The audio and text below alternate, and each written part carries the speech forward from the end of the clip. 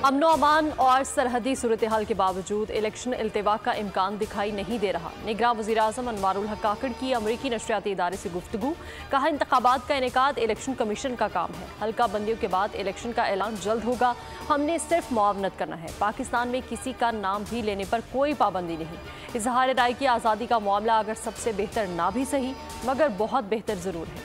वज़ीर-ए-आज़म ने सियासी इंतकाम का तासुर भी मुस्तरद कर दिया। नवाज शरीफ को माइनस करने वाले खुद माइनस हो चुके। नवाज शरीफ वापस नहीं आ रहा। पाकिस्तान की खुशहाली का दौर वापस आ रहा है। मरियम नवाज शरीफ का खैबर पख्तूनख्वा में पार्टी विंग्स के मुशावरती इजलास से खिताब। कहा कि नवाज शरीफ को अवाम को महंगाई से बचाने की सजा दी गई। साजिशी नहीं चाहते थे कि पाकिस्तान मुआशी तौर पर मजबूत हो। अवाम महंगाई की गुलामी से आज़ाद हूँ। नवाज शरीफ का पैगाम पाकिस्तान की तरक्की, महंगाई से अवाम को निजात दिलाना है। मुल्क का सियासी पारा हाई होने लगा। साबिक हुक्मरान इत्तेहाद में शामिल जमातें आमने सामने आ गई। नून लीग ने पीपी को अलग अलग इलेक्शन लड़ने का चैलेंज दिया। साद रफीक बिलावल भुट्टो की नून लीग पर तनकीद को इलेक्शन स्टंट करार दिया। ट्वीट किया कि अशराफिया को खरीद कर एक सूबा कंट्रोल करना कौन सी अवामी सियासत है। सिंध में MKM, JUI, नून लीग और दीगर मिलकर अच्छा इलेक्शन लड़ सकते हैं। यही सूरत हाल रही तो इलेक्शन अपना अपना तब तक के लिए tata bye bye, see you soon. Hanif Abbasi बोले, भुट्टो जिंदा नहीं है, इलेक्शन में जाना है, कारकर्दगी दिखाए। कभी नहीं कहा कि इलेक्शन मिलकर लड़ेंगे।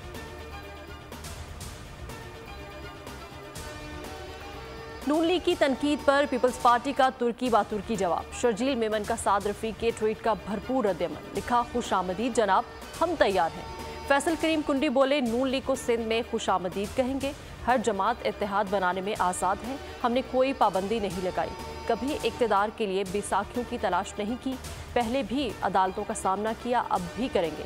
नदीम अफसल चंद बोले, नून लीग हुकूमती इत्तेहादी तो हो सकती है, नजरियाती इत्तेहादी नहीं। ना सैफुल रहमान वाला एहतसाब मंजूर है, ना जावेद इकबाल वाला। अगर कोई वोट को इज्जत दो के नजरिए से भागा है तो हमारा क्या कसूर है। पेट्रोलियम मसनूआत की कीमतों में इजाफे की आफ्टर शॉक्स। गुड्स ट्रांसपोर्टर्स ने किराए 10% बढ़ा दिए। रेलवे ने ट्रेन्स के किराए बढ़ाने की तैयारी शुरू कर दी। मुसाफिर ट्रेन्स के किरायों में 10%, मालगाड़ियों में 5% इजाफा होगा।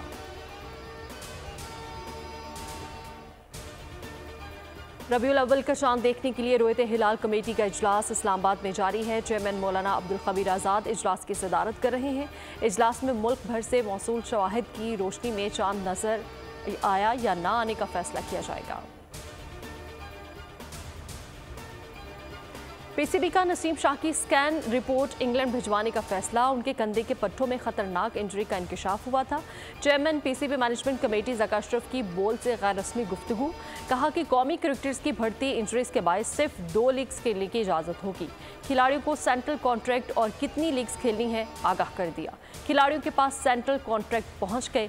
खिलाड़ियों की मर्जी है वो कब दस्तखत करते हैं। बड़े टूर्नामेंट से 2 माह कबल खिलाड़ी लीग नहीं खेल सकेंगे।